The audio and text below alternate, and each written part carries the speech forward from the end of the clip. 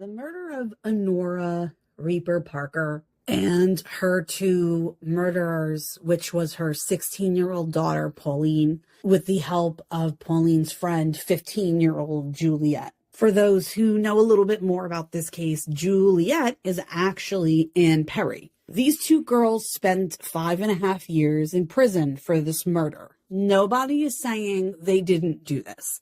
They 100% did this. I started going over some things that I had, like other sources and videos. And for other creators who have spent tons of time on this, there's a profiler who did this for about, she has an episode like an hour and a half. There's another content creator, a larger one, Stephanie Harlow. And I want to take a moment to talk about her coverage of this murder. This is nothing against her. I just want to show the amount of information. So the profiler, which is well known, Pat Brown, did about, like an hour and a half on this. And Stephanie Harlow has a 4-part series. And it's, I think, about 5 to 6 hours. And she didn't even scratch the surface, but she's not digging the way I'm digging. Just goes to show you how much, 5 to 6 hours. And she barely scratched what is really happening in this case. And like, that's how much information. Just think, just what you can find on the internet. Everything like newspaper articles, anything that people have said about them. I want to start off also saying this. 2 things can be true. A few things can be true at a few times. And it's important for me to say this because there's going to be people who look at this differently. You can be a victim of a horrible crime, such as this, a murder. She was killed brutally. But you can also be a horrible person. That doesn't mean that you deserve this type of final treatment, that you're bad, so you deserve to be killed. That's not even relatively close to what I am saying. This crime should have and could have been 100% like completely avoidable. This crime was completely avoidable. When you have parents such as Honorah and Herbert and Hilda and Henry, there are a lot of things that we see about them, and a lot of it is the time. And that's why it's important to always keep in mind that this happened in the 1950s, and there was no word for lesbian. And obviously there was lesbian, but there was not, and I say this in air quotes, because when this happened in 1954 in New Zealand, women and men didn't know there was a word for gay women. They knew that gay men were gay men and that homosexuality was illegal at this time and also morally wrong, seen as a mental illness. And there was already a huge situation going on in government called the Lavender Scare, which is supposed to be a play off the Red Scare. Ha ha ha ha. Because gay men and communism are so close together. You know, when I think of one, I always think of the other. So this Lavender Scare, they're trying to get all the homosexuals out of government, and there was a huge wave of men who were told get out. Then when this happened and people started realizing that women too could be gay, I'm sure that the minds were blown. These 2 girls, they were abused. I'm going to talk about more so Pauline when it comes to that, because there were situations with Juliet, Anne Perry, and her parents, but her parents, her mother, Hilda, as much as people spoke about her and said, they just said all these negative things about her, the Hume family, Anne Perry, Juliet Hume's family, are doing way better than Pauline's family. And I'm going to tell you why. Because once upon a time, Herbert and Honorah got together. There are specific scenes in Heavenly Creatures. If you have not seen the movie, there's going to be spoilers. If you want to, you can go. I'll put a link on this video. But if you go on my website, you can there's a link and it'll bounce you right back to YouTube, because there's another channel who has it. So I'll link it to them. You could see the full film. Okay. And you need to understand, the film Heavenly Creatures was done in 1994. This was 40 years after this murder of Honorah Rieper Parker happened.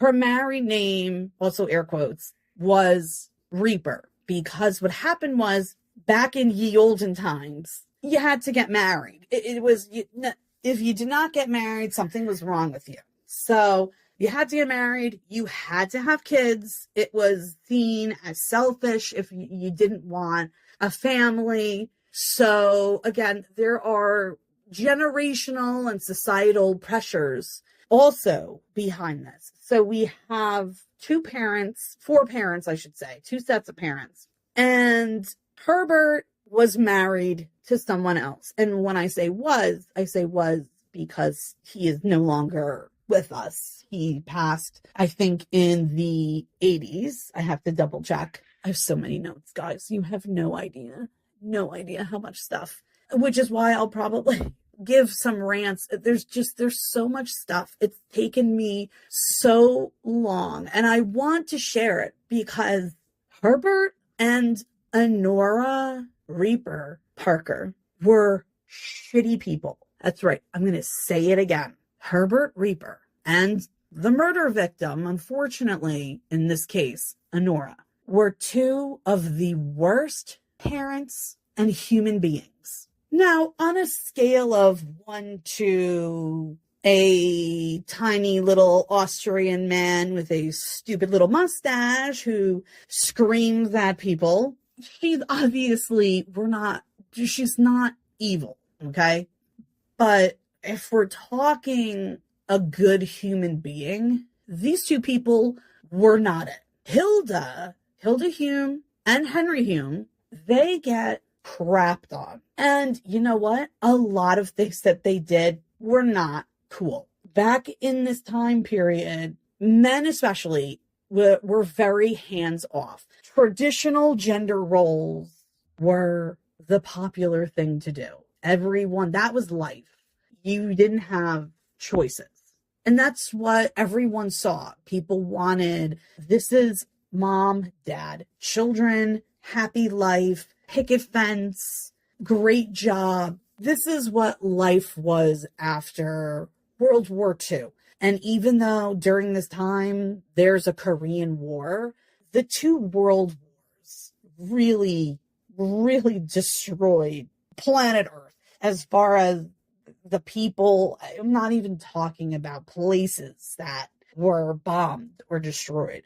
I'm just talking about people. They came out of a Great Depression and then had to struggle through wars. So there's a lot of issues. And I try to take every consideration. The relationship that Herbert had with Honorah is something that I see as a connection, an emotional connection that I recognize in my own relationship with my partner. He and I we're partners. We're married, but we are partners. And we have such a deep love for each other that when you read something like this, whatever you have, whether it's your spouse, whether it's, a good friend, kick on that empathy and really put yourself in this person's shoes. It's a tragic story. It's horrible, but there is more to it. Herbert was married before. He was married to a woman, Louise, and she was older than him, about 15 years. They met when he was in the army and he was stationed in Cairo. They met and they got married and they had children. They had 2 sons. So remember, this is Pauline's dad. He had a wife and 2 children. We then hear about this first wife when he talks to anybody about it, such as the police in this case, and when he told Honorah, who he met at work, that's how they met, he told her that his wife, Louise, was very violent and abusive to him, that she would scream at him and rage. She slept with a knife under her bed and had threatened him. So he's telling Honorah all this, and she wants to help him. In the movie Heavenly Creatures, there's going to be some spoilers, guys, so I'm going to be bouncing back and forth. There's a part in the movie where Pauline says to her mom, I know about you and Dad. You met him, you ran away with him at 17. This is Peter Jackson's way of introducing this little tidbit that Honorah had also been in a relationship when she was younger. This is a part of the movie where she's confronting Pauline after Pauline was in bed with John/Nicholas, his name is John Nicholas. I think Nicholas is his middle name. Pauline is 14. John Nicholas is an assistant college professor. Let me say it again for the poo-pooers in the back. Pauline Parker, daughter of Honorah Rieper Parker, okay? 14, when they, quote, discovered her in bed with John. He is an adult. She is 14. Now, at the time of the murder, she was 16. And 16 is the age of consent for many states, for many countries. New Zealand, they used to have their age of consent was, I believe, 14. And in the 1800s, they bumped it up to 16. So in any way, she was, trigger warning, guys, essay discussions, okay? Pauline was raped. If you watch the movie, Pauline is in bed with this guy. And the father walks in, Herbert, and he catches them in bed. And he tells Pauline, whose middle name is Yvonne, and her parents call her Yvonne. That's their pet name, their nickname for her middle name. He says, you have broken my heart, and then leaves the room. Excuse me, she's broken your heart? What about the 25-year-old dude in bed with your underage child? The age of consent, I'm going to say it again, 1954 was 16. Her sexual relationship with this man happened before she was 16. So think about that. You find out this 14-year-old is in bed with a probably 25-year-old. Pauline's diaries were published. We have huge chunks of her actual diaries. And in them, she talks about the boarders in her home. Their home was a boarding house, which was a respectable business. They were not looked down upon because of that. They lived in a more poor area, which also class is discussed a lot, but I'll go on another tangent. So let me try and stick with this one. Her parents sucked. Her parents sucked. So not only do we have this sexual assault, which is way more worse. I don't want to keep saying it. I feel you need to say specific words, but we know what happens, okay? 14-year-old, a 25-year-old, her diary entries name people. They name specific people. They name them and she gives us their ages. You have to understand, these were single grown men who rented these rooms, not 18-year-olds, which, still not okay. But this is not an 18-year-old. We're not talking about two kids in high school. We're not talking about a 14-year-old and a 17-year-old senior. We're not talking about a freshman and a senior. We're talking about a 35-year-old man, 25-year-old man, a man who takes advantage on screen in the movie and in real life. And who's punished for it? Pauline is punished for it. So her father, Herbert, has this wife, Louise. Oh, she's terrible. Okay. She's doing bad things to him. He meets Honorah at his job, which is an accounting firm. And Herbert had goals of wanting to open up his own accounting firm one day. And Honorah's father, who had died before she moved to New Zealand, her father was also, he was an accounting firm. So she was like, oh, that's awesome. Great. She's 17. He's 31. Okay. She is right now, and I have a lot of issues because if we are going by the age of consent, then she's almost 18 at this point. I don't like this at all. And I will give, I really look to see if there was any grooming behavior. But whether or not there were, a lot of resources say that you have to watch the language to prove that Herbert was in the up and up and not, trying to get a child to hang out and do whatever. And my brain just froze. It's frozen. What? I'm so angry. I'm sorry. I can't keep the thing straight. He leaves.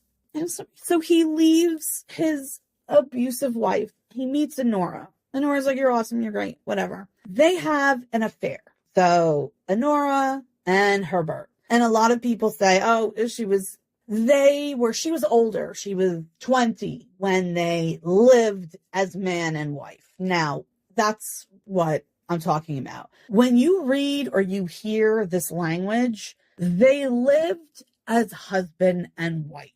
They were living together as this. They met at a time when obviously we all know if you're going to be in any type of relationship, you need to be open. This is the time people didn't talk. People didn't even know, girls didn't even know about their periods. You would just go to the bathroom, and for centuries, up until recently, girls who got their period thought they were dying because no one ever told them. So this is a time where you didn't talk about anything, no intimacy, nothing. So her parents, Pauline's parents, then run away together. Herbert and Honorah go to Ranting in New Zealand. The police, notified by his wife, Louise, is looking for him because he abandoned his wife and kids. And now you can do that and you're just a scumbag. But back then, if I'm married and my husband disappears and I have children, I can call and say, my husband disappeared and I need him and I have kids. This is also a time when women, single women, no matter what happened, whether they got divorced, which was becoming more mainstream, but also still very stigmatized. Even up until recently, even when I was a kid, I have boomer parents. And I remember I had a lot of friends whose parents were separated or getting divorced. And the feeling was, oh, it's a broken home. And if you hang out with them, it'll I don't know, it's contagious.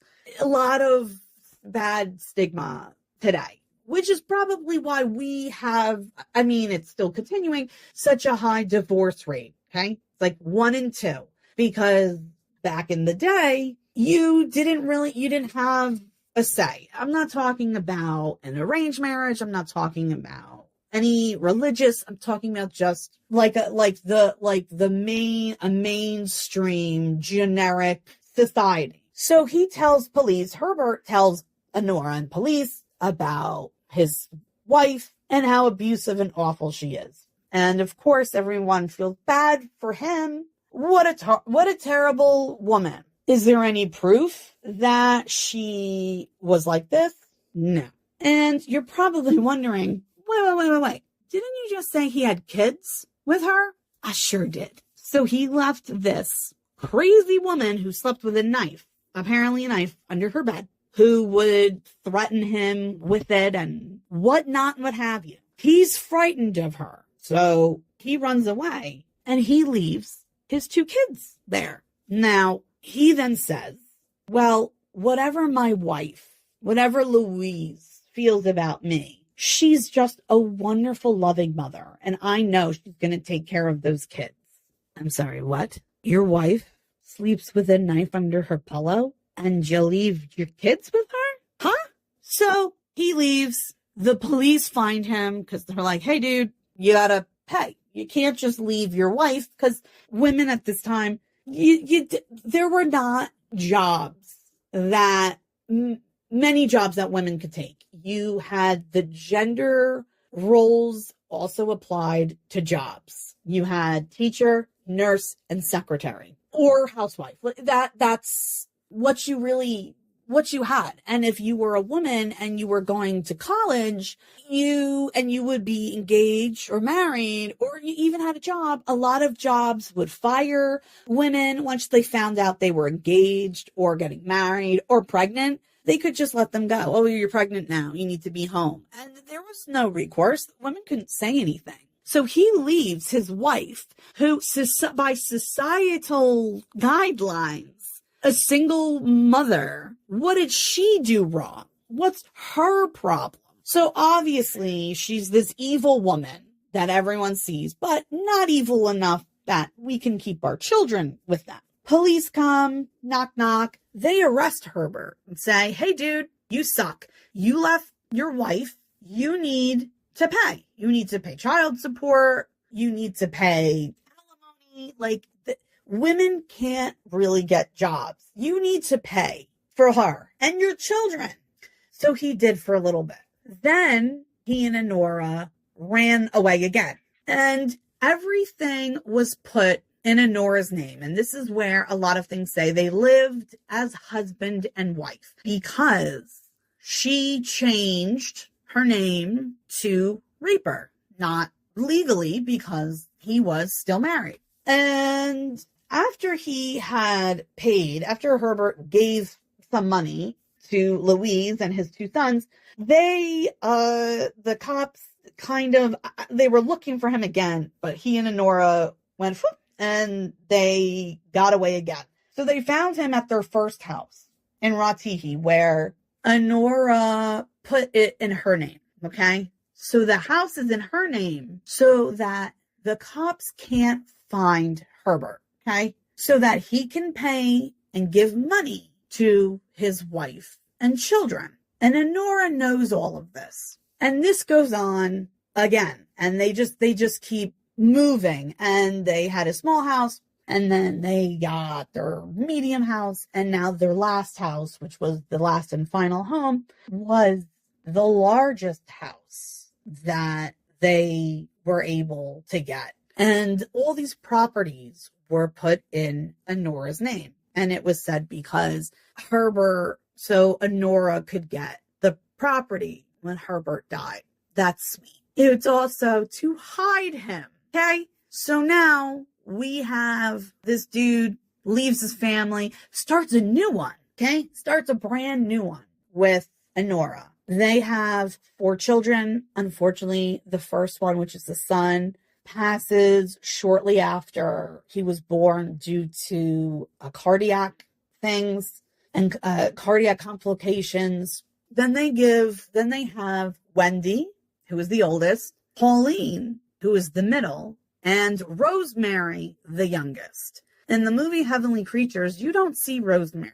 You don't really hear about her. In some of the other content creators who have made content about this, made videos, I have a lot of different opinions Okay. Again, two things can be true. You can be a really, really horrible piece of shit person, but you don't deserve to die. Those are two very important things. Honorah was not a good person. Herbert was not a good person. I'm so sorry. One of my birds is walking around. Hi, Toast. You're just gonna walk past me. So that's why I get I get upset. 70 years have passed since this crime happened. A fully preventable crime. Preventable. This is my kind of cliff notes about this. I know it's long, but it's important to understand that when I'm getting angry and I'm getting upset, these are the facts. These are facts. Did the girls kiss and make out? Were they lesbians? If you want to go by facts, no, they did not label themselves as lesbians, which in Allison J. Laurie and Julie Glamazina's scholarly book with the proper citations, they go into this with an academic view. So they're pulling out these are facts. ABC. This is what happened. But we cannot ignore other things, such as the type of people that were raising Pauline. And not only did she not know about her parents, the movie Heavenly Creatures, they do that. They want you to know certain things. And in a movie like that, I understand you need to, give some context to certain things. And in the movie, for example, Pauline is slapped in the face by Honorah. That's awful enough.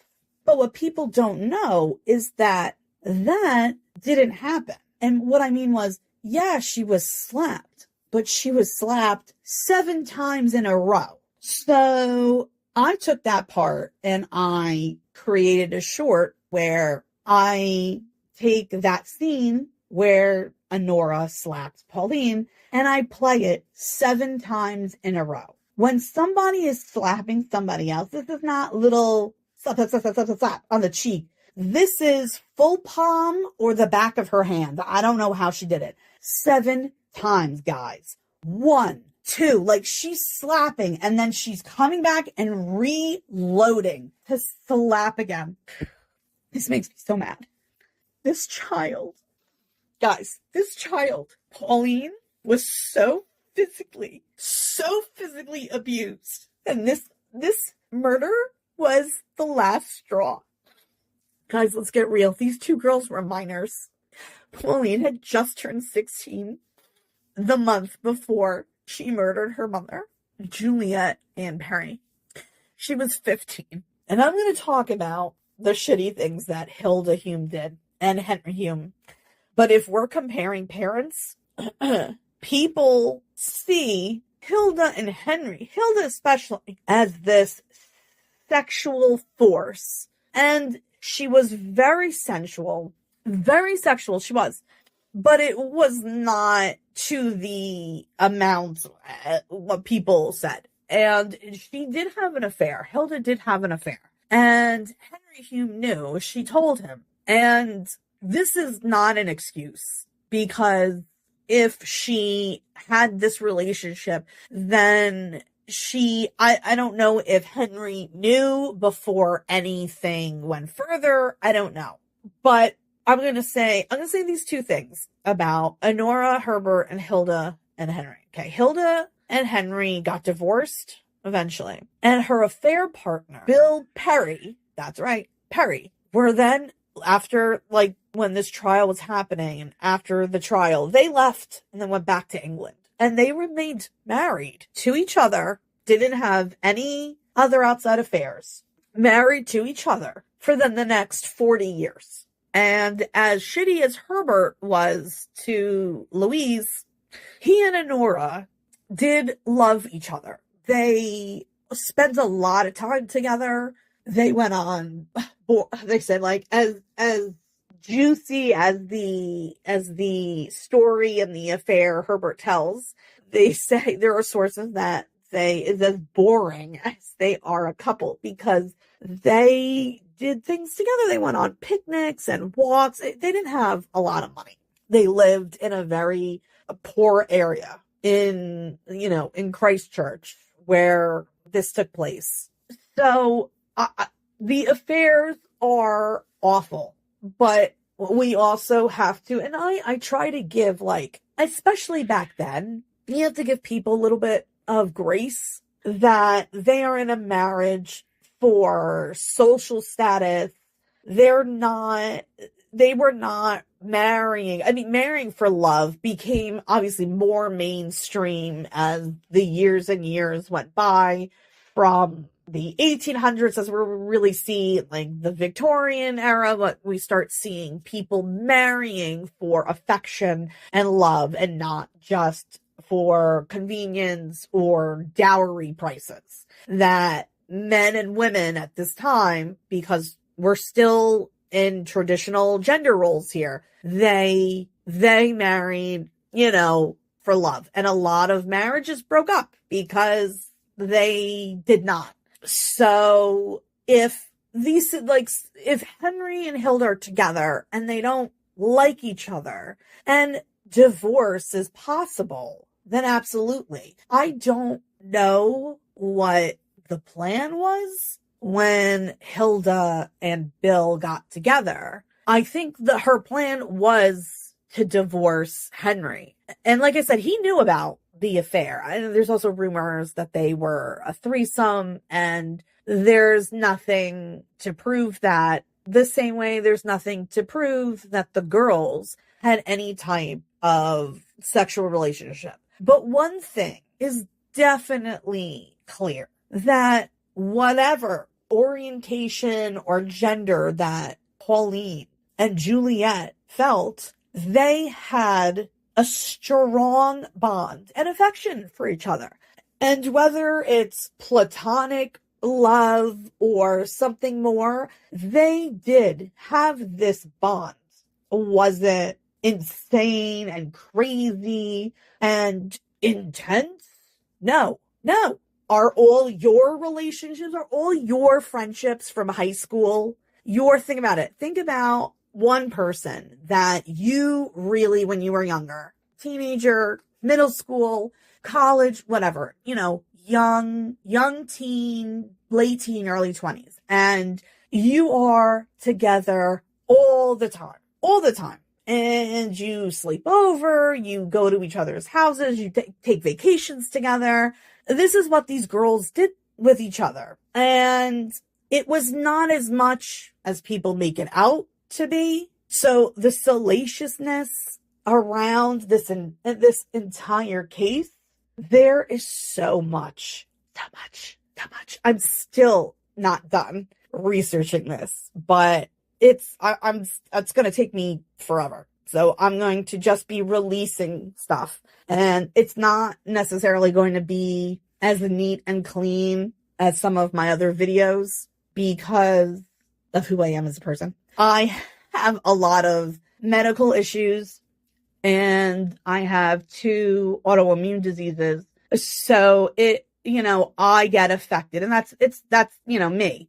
So I will try to be, I want to try to be on a schedule, not just for the sake of people watching and continuity, but it would help me. So I'm really trying to get my shit together. My plans are to release episodes about this case and the movie Heavenly Creatures. And then I'm going to discuss my research methods and who I emailed, who I talked to, who I called, and how to research morally and ethically, and what it means to do this type of investigating, because it's important that all the facts come out. There are so many things said about the girls and this case that are complete fabrications.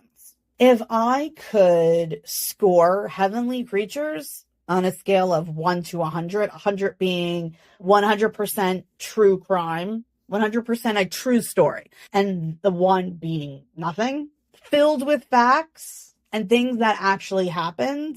And 100% is full. 100, no, like 10%. The murder and the people's names and the places. So I have some issues with how this case was looked at. Again, that absolutely does not mean this woman should have been murdered. But the reason that we are told she was is because the girls did not want to be separated. No. That was the last straw. The last straw. And during the entries in Pauline's diary, I will show there's patterns of abuse. It's important to see all sides. It's like with anything. It's like with Blake Lively and Justin Baldoni. Her side, his side. Then there's the truth. So we need to understand that there's controversy when you say something like, I'm going to defend these two murderers. Because in my eyes, yes, they killed this person. And there are reasons that people are not looking at. People are ignoring certain books and sources that I read for this. I read all views. I read a lot of views. Peter Graham's book, The Crime of the Century, Anne Perry and The Crime of the Century, which is about this crime. There are people who read this book and nothing else. And I have to say, there are videos, for example, Pat Brown. I know she's been a profiler for many, many years. And there are some things that I do agree with. But these girls were not evil. These girls were abused. These children were minors. They were failed. So when people crap on them, these are not, we're not talking about two people who are knocking over gas stations. Their behaviors begin to change very, very shortly, only like 2 or 3 weeks before the killing. They're not bad kids. They're both highly intelligent. And this is one thing, with all due respect to Pat Brown, the intelligence. Anne Perry, Juliet Hume, had an IQ of 170. She was tested. Pauline, I would not doubt, had an IQ probably maybe not as high, but definitely like 130, 140, 150. These very, very intelligent girls, but they're still girls. They're still children. And all the information about what they said, I don't believe, I'm going to say this right now. The cops, the police that said, anyone who said they're in the courtroom laughing and giggling or in the jail when they're talking about it, I believe nothing. I don't believe any of that. And number one, there's no proof. And number two, these girls were public enemy 1 and 2. And it's hard for some people to understand that there are people that will lie to your face and say, no, this really happened.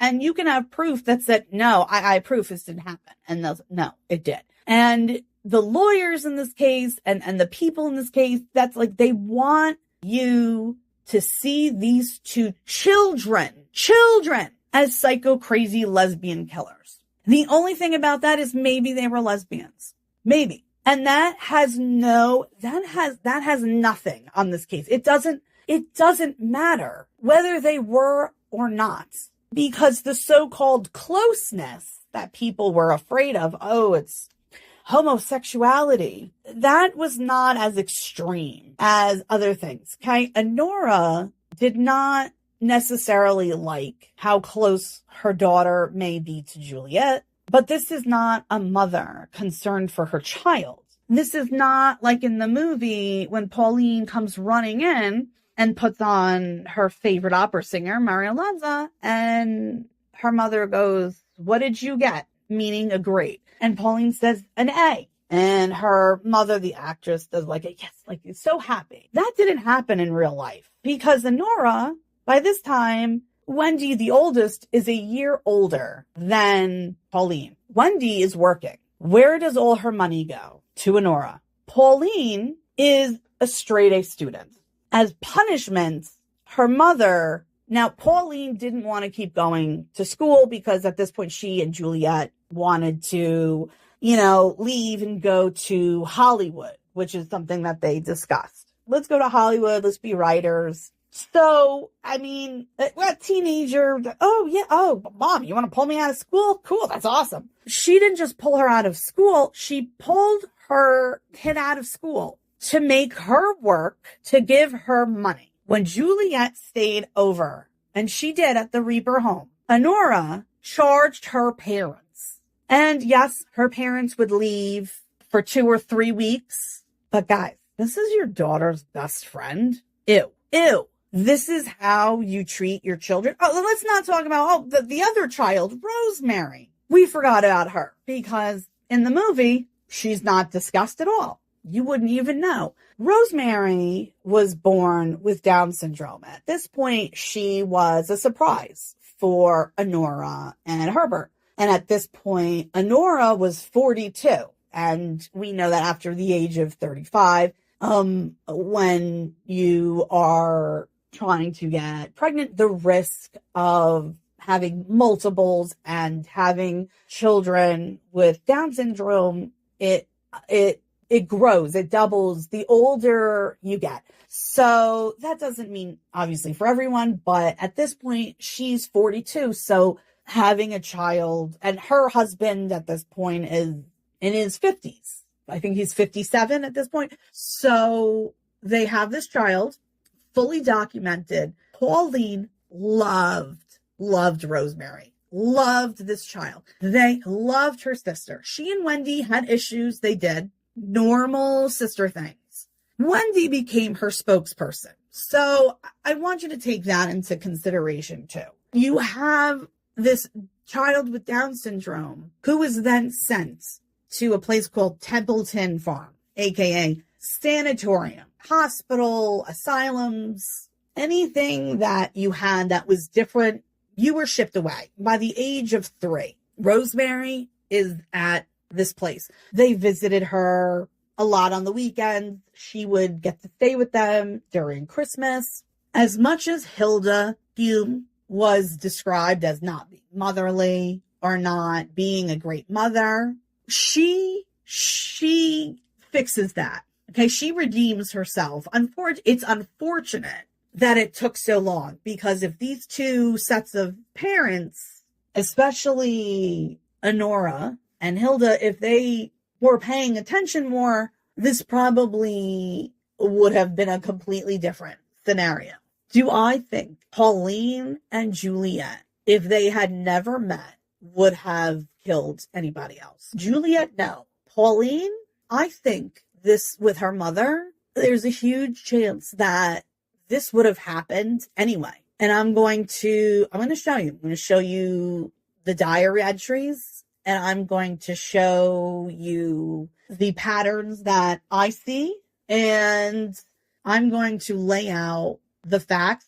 I have a lot of opinions. My opinions are my opinion, but facts are facts. And the facts are these. Honorah and Herbert were horrible, horrible parents. There are no friends of Honorah who come to speak on her behalf. Her mother, Nana Parker or Amy Parker, barely says much. And when Herbert is talked to by police, not only do we find out they're not married, which I understand at the time you don't want to tell people. That's during that time period. I understand that. But this asshole could not remember a damn thing from his daughter's illness when Pauline was little. By the age of 8, both girls had almost died. Pauline twice. She almost died. And when police are talking to her dad can't remember any of her medical history, nothing. We're also going to talk about the illnesses, tuberculosis and pneumonia, which is what Juliet had a great deal, and osteomyelitis, which is a bone infection. And before I wrap this up, because I've been yammering for way too long, the bone disease, this bacteria condition disease that Pauline had, the infection, the germs get into through the skin and down to the bone. I don't mean you cut yourself. In order for this to happen, there needs to be, which I'll also show you, medical things, medical websites and descriptions, that the skin is open because of the injury. So you have to have an injury so badly that the bone breaks or fractures. And it's such a bad injury that it also pierces the skin. So let's think maybe like a puncture, a severe stab, a horrible break, and then the infection happens because you're not taking care of it, because you have this wounds and germs get in. Pauline had osteomyelitis at 4 years old. There are no records of how she got it, no discussion about how she got it. You can only get this when that situation happens, when we have a severe break, a severe puncture wound, and it hits bone. It goes right through everything. How did a toddler get so injured that not only did her leg break, and this is from the knee to the shin is her scar. That's like a foot-long scar. How did that happen? Even if she fell, she broke her leg. Why was it not taken care of? Because if her leg was taken care of, they would have said, we went to the doctor and they had surgery. No, there's none of that. So how did she get it? I don't know. There's no information. But I can tell you, being a parent and teaching young children for over a decade, if I see a kid who's, bone is sticking out or they have this horrific injury, I'm going to be like, so how did this happen? If we have documentation from every time Juliet went into the hospital, why don't we have for Pauline? And it doesn't matter about the differences in social status. This is information that starts to shed a different light on a very old story. Actually, it's 70 years may sound old. It's really not. New Zealand is still talking about this case. So that's why it's taking me a long time and I apologize, but it's important that people need to, and if you don't want to do the research on something, I get it. I got you. I'm laying out all my sources. I'm going to be talking about who I contacted, who I spoke with, people still alive from this case, and Perry's friends. And I'm going to give you the information. And then I'm eager to see your opinion or your view.